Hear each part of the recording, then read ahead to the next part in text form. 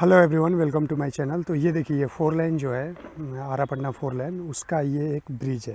मतलब यहाँ सामने में आप देख सकते हैं कि वहाँ पर रोड क्रॉसिंग है और रोड क्रॉसिंग वहाँ पे एक गाड़ी देखिए पास हो रहा है, टेम्पो पास हो रहा है। तो ये रोड क्रॉसिंग के ऊपर से हाईवे गुजर रहा है। तो जहाँ भी रोड क्रॉसिंग है वहाँ मतलब ऊपर से हाईवे गुजर रहा है और वहाँ पे पुल बना हुआ है, ठीक है, मतलब ओवर ब्रिज बना हुआ है, ठीक है। और ओवर ब्रिज के साइड में आप देख सकते हैं ये कैसे इसका कंस्ट्रक्शन हुआ है, मतलब कि कैसे इसको लॉक किया गया है पत्थर से, ठीक है, ताकि जो मिट्टी है वो कटे ना और ये मतलब कि लॉन्ग लास्टिंग हो, मजबूती हो रोड में।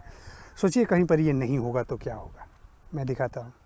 ये भी एक ओवर ब्रिज है, यहाँ से रोड क्रॉस कर रहा है। ये आरापटना 4 लाइन है, आप देख सकते हैं। और यहाँ पर कुछ सपोर्ट सिस्टम नहीं है, यहाँ पर कोई भी पत्थर नहीं लगाया गया है। और जहाँ पे मैं खड़ा हूँ ये देखिए, ये नया मिट्टी यहाँ पे डाला गया है।